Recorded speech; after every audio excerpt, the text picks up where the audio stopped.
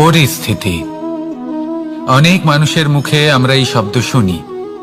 জীবনে যখন অসফল হই, দুঃখ আসে, সংকট আসে, কোনো বিপদ ঘনিয়ে আসে, তখন সমস্ত দোষ আমরা পরিস্থিতির ওপর চাপিয়ে দিই। আর দেখতে গেলে কোথাও না কোথাও ঠিকই করি।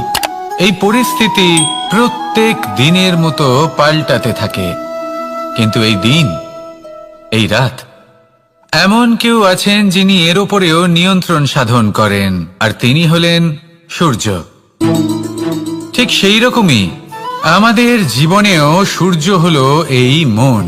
যদি এই মনের উপর আমরা নিয়ন্ত্রণ করতে পারি, তাহলে আমরা মনের শক্তির বৃদ্ধি ঘটান, মহান হয়ে উঠুন।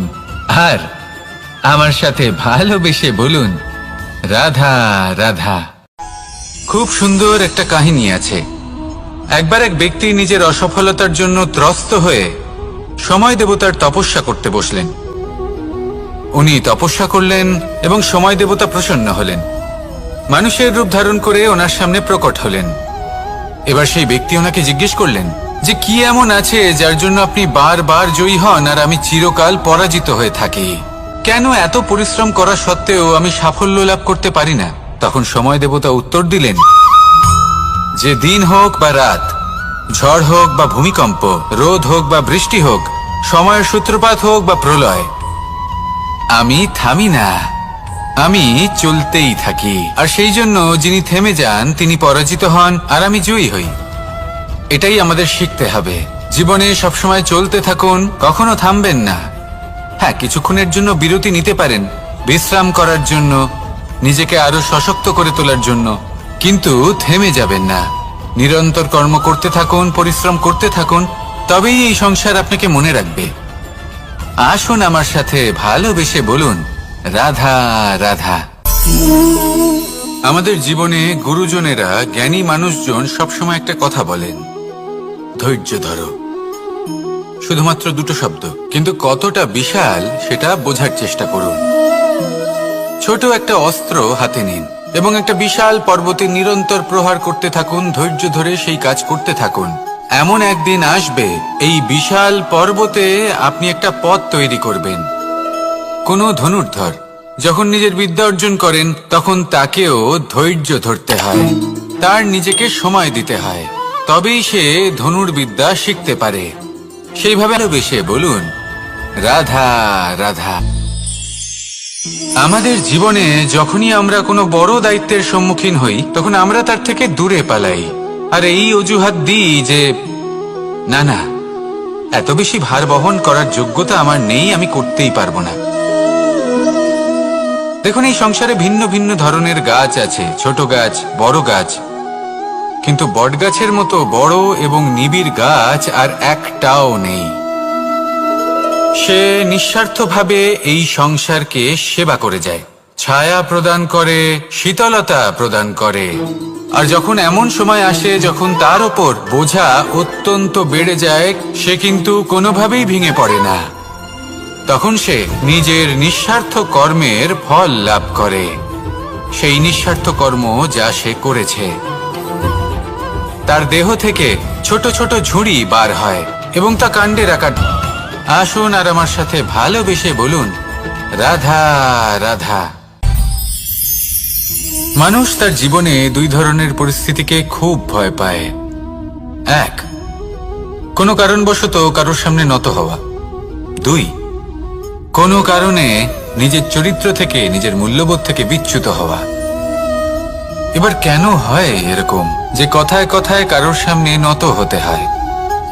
কেন বারংবার নিজের চরিত্র থেকে চ্যুত হতে হয়? এরকম কেন হয়? এটা তখনই হয় যখন আমাদের শিক্ষা এবং মূল্যবোধের অভাব থাকে। যদি মানুষের মধ্যে প্রকৃত শিক্ষা থাকে, তাহলে এই সংসারে কোনো সময় এবং কারোর সামনেই নত হওয়ার কোনো প্রয়োজন নেই। যদি ভালোবেসে বলুন, রাধা রাধা। আমাদের সকলের জীবনে একটা লক্ষ্য থাকে যেটা আমরা লাভ করতে চাই। ঠিক যেন একটা প্রতিস্পর্ধা বিদ্যমান যে কে সব থেকে আগে নিজের লক্ষ্যে পৌঁছতে পারবে। আর সেই জন্য আমরা সকলেই খুব তাড়াতাড়ি এগোতে চেষ্টা করি, বড় এবং দীর্ঘ পদক্ষেপ ফেলি, যাতে তাড়াতাড়ি নিজের লক্ষ্যে পৌঁছতে পারি। কিন্তু এক অত্যন্ত গুরুত্বপূর্ণ বিষয় আছে, সবসময় লক্ষ্য সামনে থাকবে না, কখনো কখনো তা খুঁজতে হয়। এই যাত্রা খুব কঠিন হতে পারে, আর ঠিক এই কারণেই সবসময় দ্রুত গতিতে চলা বা তাড়াতাড়ি পথে চলা সেটা আবশ্যক নয়। তার থেকেও বেশি গুরুত্বপূর্ণ হলো ভেবেচিন্তে তারপর পথ চলা। যদি ভেবেচিন্তে পদক্ষেপ ফেলেন, চলতে পারেন, তাহলে সেটাই সর্বশ্রেষ্ঠ পদক্ষেপ। কখন কোন দিকে যেতে হবে, কখন কোথায় দিক পাল্টানো যাবে না, কখন গতি বেশি রাখতে হবে, কখন কম, কখন থামবো, কখন চলবো, এই সব কিছুর বিষয়ে জ্ঞান অত্যন্ত গুরুত্বপূর্ণ এবং ভেবে চিন্তে চলতেই হবে। সেই জন্য শুধু তীব্র গতিতে সামনে এগোলে চলবে না, ভাবনা চিন্তা করে এগোতে হবে। আসুন আমার সাথে ভালোবেসে বলুন, রাধা রাধা।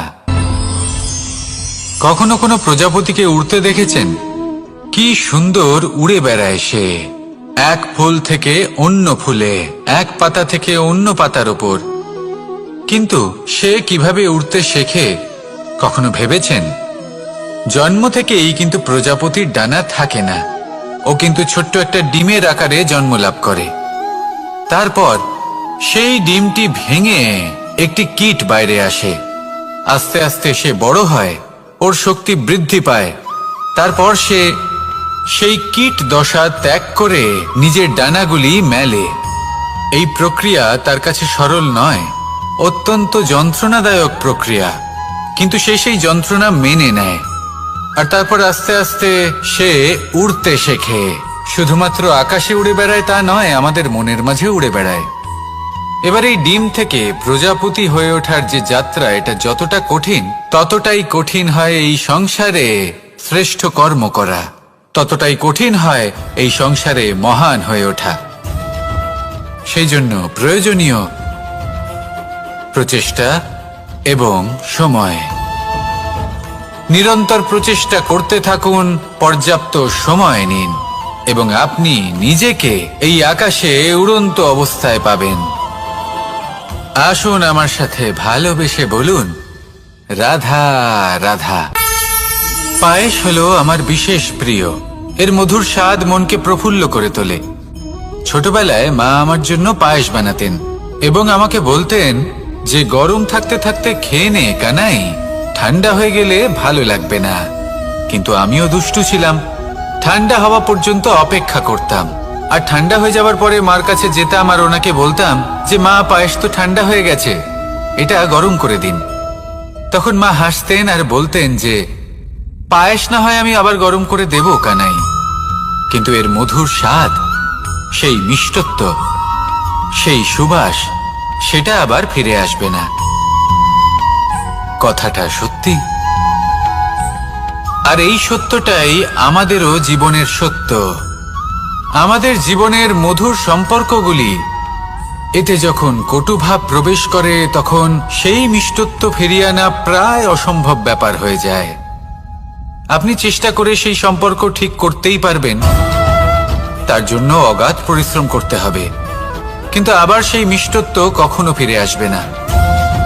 সেই জন্য আপনার জীবনের যে মধুর সম্পর্ক আছে, যতটা সম্ভব চেষ্টা করুন তাতে মিষ্টত্ব বজায় রাখতে।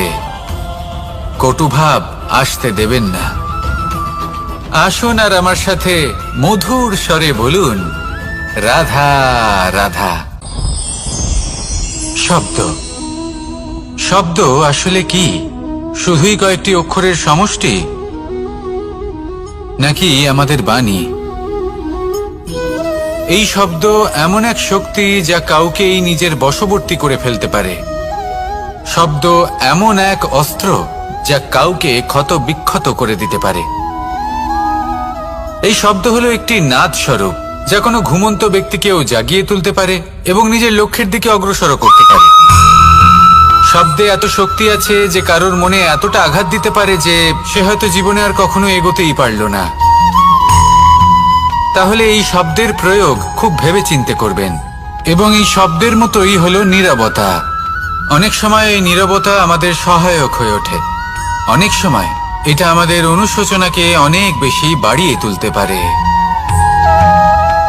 ভীষ্ম পিতামহ, অঙ্গরাজ কর্ণ যখন দ্রৌপদীর বস্ত্রহরণ হচ্ছিল তখন এনারা নীরব ছিলেন, দুর্যোধনের বিরোধিতা করেননি, ওকে বাধা দেননি।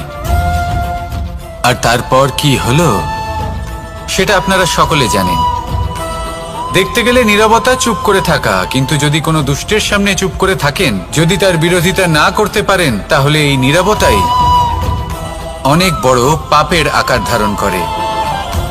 মনে রাখবেন আর আমার সাথে ভালোবেসে বলবেন, রাধা রাধা। আভূষণ, কার না ভালো লাগে এই আভূষণ? আমরা পরিশ্রম করি, ধন অর্জন করি, আর আভূষণ কিনে থাকি, কখনো নিজের জন্য, কখনো বা তাদের জন্য যাকে আমরা ভালোবাসি, বা তাদের জন্য যাকে আমরা সম্মান করি। হয়তো সেই জন্যই সীতা চূড়ামণি ধারণ করেছিলেন এবং আমি সামন্তকমণি। কিন্তু এটাই কি সেই প্রকৃত আভূষণ যা আপনার মূল্য বৃদ্ধি করে? না। শ্রীরামের আভূষণ হল ওনার নম্র ভদ্র ব্যবহার। মাতা সীতার আভূষণ হল ওনার সততা, ওনার নিষ্ঠা, ওনার ত্যাগ। অর্জুনের আভূষণ ছিল ওনার একাগ্রতা। রাধার আভূষণ ওনার প্রেম। এই আভূষণ কোথাও নেই, আপনার মনে আছে। যদি আপনার মনে মিষ্টতা থাকে, তা শান্ত হয়, তাতে সততা থাকে, নিষ্ঠা থাকে এবং প্রেম থাকে, তাহলে আপনার অন্য আর কোনো আভূষণের কোনো প্রয়োজন নেই। আপনি যতই ভিড়ের মাঝে থাকুন, আপনার ঔজ্জ্বল্য চোখে পড়বে। আসুন আর আমার সাথে ভালোবেসে বলুন, রাধা রাধা। এই সংসারের সবথেকে বড় সত্যি হলো জন্ম এবং মৃত্যু, কিন্তু আরো বড় একটা সত্য আছে, মিত্র এবং শত্রু, যা আমাদের সকলের জীবনে থাকে। মিত্র সে যে আমাদের সঙ্গ দেয় এবং সংসারের সবথেকে উঁচু শিখরে আমাদের নিয়ে যায়, এবং শত্রু সে যে যে কোনো মুহূর্তে যে কোনো শিখর থেকে আমাদের নিচে ফেলে দিতে পারে। এবার বিচিত্র ব্যাপার হলো এটাই যে আমরা নিজেরাই এদের সাথে নিয়ে চলি, নিজেরাই এদের পালন করি। তা কি করে? প্রথমে বুঝুন এই মিত্র এবং সে বলুন, রাধা রাধা। ঈশ্বর আসলে কে? সংসারের বেশিরভাগ মানুষের কাছে ঈশ্বর হলেন এই সংসারের রচয়িতা, পালনকর্তা। কারোর কাছে উনি জ্ঞাতা, কারোর কাছে উনি হলেন আস্থার প্রতীক, আবার কারোর জন্য শুধুমাত্র অন্ধ বিশ্বাস। কিন্তু এই ঈশ্বর কি কোনো শরীর, নাকি একটা বোধ, নাকি শুধুই শ্রদ্ধা? ঈশ্বর হলেন তিনি যিনি হলেন আপনার ইষ্ট। সেই জন্যই তো গুরু, মাতা, পিতা এনাদেরও ঈশ্বরই বলা হয়েছে। যাদেরকে আমরা ঈশ্বর বলে মনে করি, যারা আমাদের ইষ্ট, তারা আমাদের একটি পথ দেখান, একটি দিকে চালিত করেন। সেই পথে চলে আপনি শুভ কর্ম করতে পারেন। আর যখন কোনো ব্যক্তি তার ঈশ্বরের আদেশ পালন করেন, তখন সে নিজে থেকেই শুভ পথে অগ্রসর হয়ে যান। বেশ কয়েকজন মানুষ ঈশ্বরের ওপর আস্থা রাখেন এবং ভাবেন যে অনুচিত কোনো কাজ করা উচিত নয়, ঈশ্বর দেখছেন। ওনারা ভয় পান যে কোনো অনুচিত কর্ম করলে কে জানে তার পরিণাম কি হবে। এমন অনেক ব্যক্তি রয়েছেন যারা ঈশ্বরকে বিশ্বাস করেন এবং জানেন যে ঈশ্বর তাদেরকে দেখছেন, তাই যে যে শুভ কর্ম ওনারা করেছেন তার ফল তারা অবশ্যই পাবেন। এবার আপনি ভয় পেয়ে ঈশ্বরকে বিশ্বাস করবেন, নাকি বিশ্বাসের দ্বারা ঈশ্বরকে বিশ্বাস করবেন, সেই সিদ্ধান্ত আপনারই। কিন্তু হ্যাঁ, যদি আপনার মনে ঈশ্বরের জন্য কোনো স্থান থাকে, যদি আপনার কোনো ইষ্ট থাকেন, যদি আপনি কাউকে ঈশ্বর মনে করেন, যার প্রত্যেক আদেশ আপনি পালন করে থাকেন, তাহলে বলি, ঈশ্বর কখনো আপনাকে অনুচিত পথে চালিত করবেন না। আসুন আমার সাথে ভালোবেসে বলুন, রাধা রাধা। এই সংসারে ভিন্ন ভিন্ন ধরনের গাছ আছে, অসংখ্য ধরনের প্রজাতি আছে। কিছু গাছ পাতা দিয়ে থাকে, কিছু ফুল, কিছু ফল।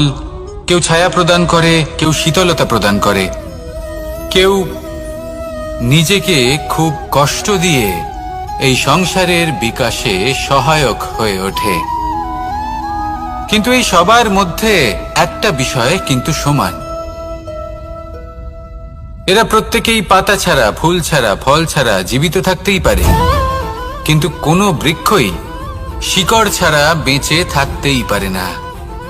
এটাই হলো রাধার। ঠিক সেইভাবেই আমাদের জীবনে শক্তি হোক, ধন হোক বা সাফল্য হোক, আমাদের বা আমাদের পরিবারের প্রসন্নতাই হোক, এই সব কিছুর আধার হলো, সবকিছুর মূল হলো পরিশ্রম। তাই জীবনে চিরকাল পরিশ্রম করতে থাকুন। যদি আপনি জীবনে মহান হবার পথে অগ্রসর হতে চান, তাহলে পরিশ্রম করুন। এই পরিশ্রম দ্বারাই নিজের পরিবারকে প্রসন্ন করুন, নিজের বন্ধুদের প্রসন্ন করুন, এই সমাজকে গর্বিত করুন।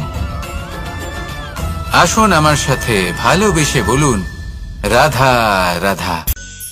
ধন, সম্পদ, ঐশ্বর্য, মানুষ হয় নিজের সৌভাগ্যের দ্বারা এগুলো লাভ করে থাকেন বা কর্মের দ্বারা। সৌভাগ্য আসলে কি? গ্রহের দশা, যা প্রত্যেক মুহূর্তে বদলাতে থাকে। কর্মের মাধ্যমে যখন আপনি ধন অর্জন করেন, তখন সেই ধন আপনার আগামী প্রজন্ম লাভ করে। সেটা হয় সে ভোগ করে বা তার জন্য তার ভোগান্তি হয়। আর এটা নির্ভর করছে আপনার কর্মের ওপরে। কি কর্ম করেছেন আপনি সেই ধনকে লাভ করার জন্য। যদি আপনি সৎ পথে চলেন, আমার সাথে ভালোবেসে বলুন, রাধা রাধা। লোভ আপনার অন্তরের আরো একটা শত্রু। দেখতে গেলে এটা একটা শব্দ, একটা সংস্কৃত শব্দ। লব ধাতু থেকে উৎপন্ন হয়েছে। এর অর্থ কিছু লাভ করা। কিছু লাভ করা অনুচিত নয়, আরো কিছু লাভ করাও অনুচিত নয়, কিন্তু সব থেকে বেশি আমি লাভ করব, আমি আরো চাই, আরো বেশি চাই, আরো বেশি পেতে চাই, এটাই হলো লোভ। আর এই লোভ যখন গ্রাস করে, তখন আপনি যা পেতে চান, সে ধনই হোক বা মানই হোক, তা অর্জন করার জন্য মানুষ যে কোনো স্তরে পৌঁছে যেতে পারে। যদি মানুষ ধন অর্জন করতে চান, তাহলে তার জন্য তারা অধর্ম। সাথেই বলুন, রাধা রাধা। জীবনে ক্ষমা চাওয়া তাও কিছুটা সহজ, ক্ষমা করতে পারা অত্যন্ত কঠিন। ক্ষমা 2 অক্ষরের এই শব্দ হতে পারে, কিন্তু অত্যন্ত বড় এই শব্দ, অত্যন্ত গুরুত্বপূর্ণ এই শব্দ। কখনো কখনো অন্য কাউকে ক্ষমা করে দেওয়া তাও কিছুটা সহজ কাজ, কিন্তু নিজেকে ক্ষমা করতে পারা অত্যন্ত কঠিন হয়ে দাঁড়ায়।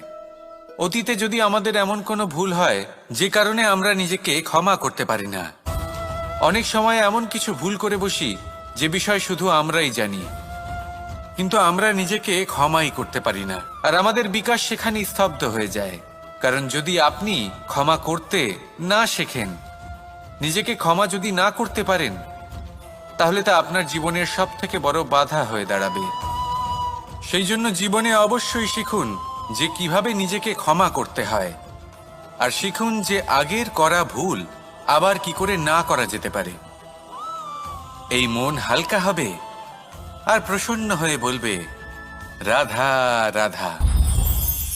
এই সংসারে যখনই কোনো সমস্যা আসে, তখন আমরা আমাদের সব থেকে বড় সম্বলের কাছে আশ্রয় খুঁজি, তা হলো আমাদের বিশ্বাস। এবার প্রশ্ন হলো এটাই যে এই বিশ্বাস কার উপর করা যেতে পারে? পরিবারের ওপর, বন্ধুর ওপর, নাকি তাদের ওপর বিশ্বাস করা উচিত যাদেরকে আমরা কখনো সঙ্গ দিয়েছি? দেখুন, এই সংসারে বিপদের সম্মুখীন হলে কে আপনাকে সাহায্য করবে সেটা নির্বাচন করা আপনার হাতে নেই। সেটা সেই সকল ব্যক্তির উপর নির্ভরশীল যে তারা আপনাকে সাহায্য করবে নাকি করবে না। অর্থাৎ যখনই কোনো বিপদ আসে, সর্বপ্রথম তার সম্মুখীন আমাদের নিজেকেই হতে হয়, আর তার জন্য প্রস্তুত থাকা প্রয়োজনীয়। সেই শক্তি, সেই সাহস অর্জন করা প্রয়োজনীয়। দেখুন, যখনই অন্ধকার আসে, তখন সবার আগে কে আপনাকে ত্যাগ করে চলে যায়? আপনার নিজেরই ছায়া। এই অন্ধকারের সম্মুখীন হতে হয় অন্তরের প্রদীপের দ্বারা, অন্তরের আত্মা দ্বারা। তবেই আপনি অন্ধকারের ওপর জয়লাভ করতে পারবেন। সেই জন্য যে বিপদই আসুক না কেন, নিজেকে তার জন্য প্রস্তুত রাখা উচিত। সেই সাহস নিয়ে আসুন। এমন কোনো বিপদ নেই যা আপনাকে ভেঙে দিতে পারে। আসুন আমার সাথে ভালোবেসে বলুন, রাধা রাধা। মানুষ সবসময় চায় যে তার জীবনে যেন কখনো কোনো সমস্যাই না আসে। সে চায় তার জীবন যেন শুধুমাত্র শান্তি এবং সুখের দ্বারা পূর্ণ থাকে। কিন্তু এই চাহিদা অনুচিত কিছু নয়। আমরা সবাই এটাই চাই যে জীবনে সুখ থাক, শান্তি থাক। কিন্তু এই কথা সবসময় মনে রাখবেন, যে সূর্য উদিত হন সংসারকে প্রকাশমান করেন, দুপুরবেলায় সংসারকে রৌদ্র প্রদান করেন, সন্ধেবেলায় তাকেও অস্ত যেতে হয়। এবার আমাদের জীবন চক্র কিছুটা এরকমই। কোনো কিছুই চিরকাল একরকম থাকে না। কখনো এই নদীকে দেখুন, যা বয়ে চলেছে। এই নদী যা বয়ে চলেছে তার পথেও অনেক বিপদ আসে। বড় বড় পাথরের সম্মুখীন হয়ে তাকেও আমার সাথে ভালোবেসে বলুন, রাধা রাধা।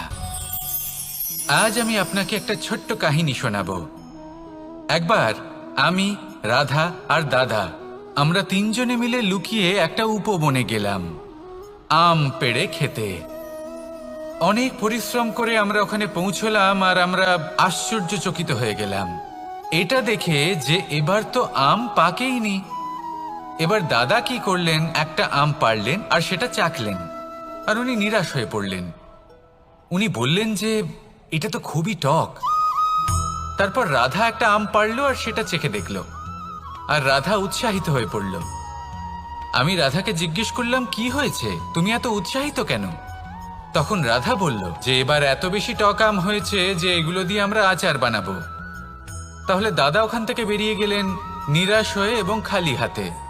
রাধাও ওখান থেকে বেরিয়ে গেল কিন্তু উৎসাহিত হয়ে, আর অনেকগুলো কাঁচা আম সাথে নিয়ে। এর থেকে আমরা কি শিক্ষা পেতে পারি?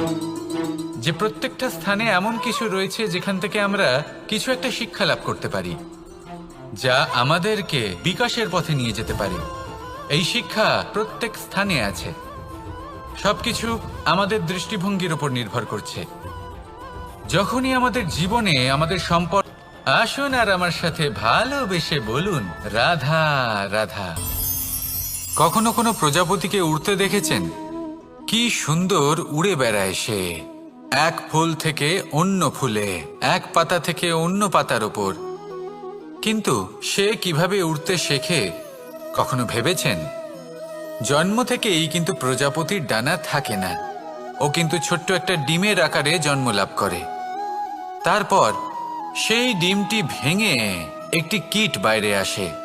আস্তে আস্তে সে বড় হয়, ওর শক্তি বৃদ্ধি পায়। তারপর সে সেই কীট দশা ত্যাগ করে নিজের ডানাগুলি মেলে। এই প্রক্রিয়া তার কাছে সরল নয়, অত্যন্ত যন্ত্রণাদায়ক প্রক্রিয়া, কিন্তু সে সেই যন্ত্রণা মেনে নেয়। আর তারপর আস্তে আস্তে সে উড়তে শেখে। শুধুমাত্র আকাশে উড়ে বেড়ায় তা নয়, আমাদের মনের মাঝে উড়ে বেড়ায়। এবার এই ডিম থেকে প্রজাপতি হয়ে ওঠার যে যাত্রা, এটা যতটা কঠিন, ততটাই কঠিন হয় এই সংসারে শ্রেষ্ঠ কর্ম করা, ততটাই কঠিন হয় এই সংসারে মহান হয়ে ওঠা। সেই জন্য প্রয়োজনীয় প্রচেষ্টা এবং সময়।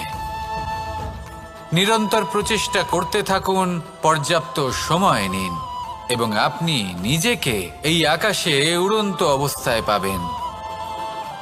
আসুন আমার সাথে ভালোবেসে বলুন, রাধা রাধা, রাধা রাধা। আপনারা হয়তো ভাবছেন, কি আশ্চর্য ব্যাপার, প্রত্যেকবার আমি কথা শেষ হওয়ার পরে রাধা রাধা বলি। এইবার আমি আগেই বলে দিলাম। কারণটা কি? কারণ হলো অত্যন্ত বিশেষ। প্রত্যেকবার কথা সমাপ্ত হবার পরে আপনাদের সবার মধ্যে ভালোবাসা বিতরণ করতে চাই, তাই রাধা রাধা বলি। কিন্তু এইবার এই নতুন এবং বিশেষ সূত্রপাতে প্রথমে প্রেম বিতরণ করা অত্যন্ত আবশ্যক। এবার একটা বিষয় আছে যা জানেন হয়তো সকলেই, কিন্তু বুঝতে খুব কম জন পারেন। এই প্রেম, এই আনন্দ, এই সকল কিছুর সূত্রপাত হয় নিঃস্বার্থ আবেগের দ্বারা। ঠিক যেমন একজন মাতাকেই দেখে নিন।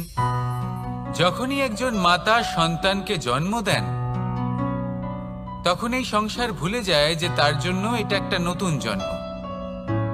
কারণ একজন নারী তখন একজন মাতৃ এবং লক্ষণ কিন্তু মায়েরাই বানিয়ে তোলেন। একজন গোয়ালা জন্ম নেয়, তাকে দ্বারকাধীশ একজন মাই বানিয়ে তোলেন। পিতা হলেন সেই পর্বত যার একটা অংশ হলো তার সন্তান, কিন্তু মা হলেন সেই শিল্পী যিনি একটা পাথরকে খোদাই করে এমন এক মূর্তি গড়ে তোলেন যাকে সকলে পূজনীয় মনে করেন। তাহলে স্মরণ করুন সেই সকল মুহূর্ত যেগুলি আপনি নিজের মাতার সাথে অতিবাহিত করেছেন। অনুভব করতে পারবেন যে কিভাবে এক মুহূর্তেই এই মন প্রফুল্ল হয়ে ওঠে। এবার এর কারণ কি? এর কারণ হলো এই জীবনের আসল দ্বারই হলো মমতা।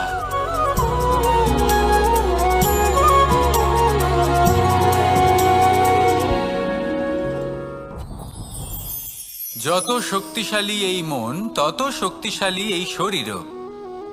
এই যে আমাদের শরীর, এটা আসলে কি? এ হলো একটা রথের মতো। আর একটা রথ ততক্ষণ চলতে পারবে না যতক্ষণ না তাকে কোনো সারথি চালাবে। এই মন হলো শরীরের সারথি। এবার ভাবুন, যদি এই সারথি শক্তিহীন হয়, দুর্বল হয়, তাহলে এই রথের কি হবে? এটা উচিত পথে চলতে পারবে না, উচিত গতিতে চলতে পারবে না, মন মতো স্থানে এটা পৌঁছতেও পারবে না। সেই জন্য মনের শক্তি অত্যন্ত প্রয়োজনীয়। এবার মনের শক্তি আমরা কোথা থেকে লাভ করি? দৃঢ়তার শক্তি থেকে। এবার এই শক্তি আমরা কিভাবে বাড়াতে পারি? আমরা প্রতিদিন কিছু নতুন স্থির করি, কিছু ছোট কিছু বড়। আর যেই আমরা নতুন কিছু পূর্ণ করি, আমাদের মনের শক্তি বেড়ে যায়। আর যদি পূর্ণ না করতে পারি, মনের শক্তি কমে যায়। একটা দেওয়ালের মতো ছোট ছোট ছোট ছোট শিলা আমরা একটার পর একটা স্থাপন করে একটা দেওয়াল তৈরি করি। এতগুলো পাথর যখন একত্রিত হয়ে যায়, তখন এমন এক দেওয়াল তৈরি হয় যাকে ভাঙা প্রায় অসম্ভব হয়ে দাঁড়ায়। সেরকমই হয় মন এবং দৃঢ়তা। ছোট ছোট কাজ করে নিজের লক্ষ্য পূর্ণ করুন। এই লক্ষ্য যদি পূর্ণ হয়, তবে মনের শক্তি বাড়বে। কিছুটা এইভাবে যে যত বড়ই বিপদ আসুক না কেন, সেই বিপদ নিজে হার মেনে নেবে, কিন্তু আপনার মন ততটাই শক্তিশালী থাকবে। তাই মনের শক্তি বাড়াতে থাকুন, যাতে আপনি উচিত পথে চলতে পারেন, উচিত গতিতে চলেন আর মনোবাঞ্ছিত স্থানে পৌঁছতে পারেন। তবেই এই মন প্রসন্ন হয়ে বলবে, রাধা রাধা। আমি রাধাকে ভালোবাসি, আর এই কথাটা সমগ্র সংসার জানে। আর সময় অন্তরে লীলার দ্বারা, বিভিন্ন ঘটনা দ্বারা, কর্মের দ্বারা আমি নিজের এই ভালোবাসা রাধার সামনে প্রকাশ করি। এবার আপনি বলবেন, এসবের কি প্রয়োজন? রাধা কি এই কথা জানে না যে কৃষ্ণ তাকে কতটা ভালোবাসে? অবশ্যই জানে, কিন্তু এই যে ভালোবাসা, তা মনে রেখে দেওয়ার জন্য নয়, তা প্রকাশ করার জন্য। আর বারংবার এই ভালোবাসাকে প্রকাশ করা উচিত, উচিত সময় এবং উচিত সুযোগ দেখে। কিরকম? এবার যদি আপনি প্রেমীর সাথে কোনো উৎসবে থাকেন, তাহলে তার সাথে নৃত্য সঙ্গীত করুন। যদি ভিড়ের মাঝে থাকেন, তখন প্রেমীকে সম্মান করুন, একান্তে প্রসাধন করুন। দুঃখের সময় তার হাত ধরে থাকুন, সুখের সময় আলিঙ্গন করে রাখুন। এই প্রেম যত প্রকাশ করবেন, ততই এই প্রেমের বৃদ্ধি হবে। এই প্রেম আরো বেশি গভীর হবে, অটুট হবে। তাই এই প্রেমকে মনে নয়, আপনার জীবনে স্থান দিন। মন খুলে প্রকাশ করুন আর আমার সাথে ভালোবেসে বলুন, রাধা রাধা। মুঠো হাতের শক্তি বেশি, মুঠো খুললেই তা দুর্বল। তা এমন কি থাকা উচিত এই বন্ধ মুঠোয় যা লাখের সমান? মানসিকতা এবং স্বপ্ন। মানুষ জন্মগ্রহণ করে, তার মানসিকতা সময়ের সাথে উন্নত হয়। মানসিকতা অনুযায়ী সে স্বপ্ন দেখে, আর সেই স্বপ্ন সার্থক করতে সে পরিশ্রম করতে থাকে। কিন্তু খুব গুরুত্বপূর্ণ একটা কথা আছে যা আপনার মনে রাখা উচিত। আপনার এই মানসিকতা, আপনার এই স্বপ্ন, তা যেন আপনার নিয়ন্ত্রণে থাকে। আপনার বন্ধ মুঠোয় যেন এর লাগাম থাকে, আপনি যেন এর প্রভু হন। যদি তা হয়, তবেই আপনি লাভবান হবেন। যদি এরা আপনাকে নিয়ন্ত্রণ করতে থাকে, যদি আপনার মুঠো খুলে যায়, না পথ আপনার নিয়ন্ত্রণে থাকবে, না মানসিকতা থাকবে, না স্বপ্ন নিয়ন্ত্রণে থাকবে। আর যদি তাই হয় তাহলে আপনি আপনার ভবিষ্যৎ নষ্ট করে ফেলবেন। তাই নিয়ন্ত্রণ করতে শিখুন নিজের বিচার বুদ্ধি, নিজের মানসিকতা, নিজের স্বপ্নকে। নিজের এই স্বপ্ন পূরণ করুন আর আমার সাথে ভালোবেসে বলুন, রাধা রাধা। আমার কাছে যশোদা মা যেমন, আমার কাছে দেবকী মা যেমন, আমার কাছে ঠিক তেমনই হলেন গোমাতা। এবার ভেবে দেখার বিষয় হলো এটা যে এই সংসারে অসংখ্য প্রাণী আছে। একজন গাইকে একজন মায়ের মর্যাদা কেন দেওয়া হয়? তাহলে এর অনেকগুলো কারণ আছে। এই গাই অর্থাৎ গোমাতা, এনারা হলেন অত্যন্ত শান্ত, শান্তিপ্রিয়, কখনো কারোর কোনো ক্ষতি করতেই পারেন না। গোমাতা যে দুধ নিজের বাছুরকে পান করান সেই দুধই আমাদেরও দেন। সেই দুধ পান করে আমরা শক্তি লাভ করি। এই দুধ থেকে আমরা মাখন, ঘি, পায়েস, এইসব সুস্বাদু খাবার লাভ করি। গোমাতার গোবর আমাদের জ্বালানি হিসেবে সাহায্য করে, যার ফলে খুব কম সংখ্যক রাধা রাধা। ধন, সম্পদ, ঐশ্বর্য মানুষ হয় নিজের সৌভাগ্যের দ্বারা এগুলো লাভ করে থাকেন বা কর্মের দ্বারা। সৌভাগ্য আসলে কি? গ্রহের দশা, যা প্রত্যেক মুহূর্তে বদলাতে থাকে। কর্মের মাধ্যমে যখন আপনি ধন অর্জন করেন, তখন সেই ধন আপনার আগামী প্রজন্ম লাভ করে। সেটা হয় সে ভোগ করে বা তার জন্য তার ভোগান্তি হয়। আর এটা নির্ভর করছে আপনার কর্মের ওপরে। কি কর্ম করেছেন আপনি সেই ধনকে লাভ করার জন্য? যদি আপনি সৎ পথে চলেন, আসুন আমার সাথে ভালোবেসে বলুন, রাধা রাধা। লোভ আপনার অন্তরের আরো একটা শত্রু। দেখতে গেলে এটা একটা শব্দ, একটা সংস্কৃত শব্দ। লব ধাতু থেকে উৎপন্ন হয়েছে। এর অর্থ কিছু লাভ করা। কিছু লাভ করা অনুচিত নয়, আরো কিছু লাভ করাও অনুচিত নয়, কিন্তু সব থেকে বেশি আমি লাভ করব। আমি আরো চাই, আরো বেশি চাই, আরো বেশি পেতে চাই। এটাই হলো লোভ। আর এই লোভ যখন গ্রাস করে, তখন আপনি যা পেতে চান, সে ধনই হোক বা মানই হোক, তা অর্জন করার জন্য মানুষ যে কোনো স্তরে পৌঁছে যেতে পারে। যদি মানুষ ধন অর্জন করতে চান, তাহলে তার জন্য তারা অধর্মের পথেও চলতে পারেন। যদি সম্মান অর্জন করতে চান, তাহলে অন্য মানুষকে ছোটও করতে পারেন। শেষ পর্যন্ত আপনার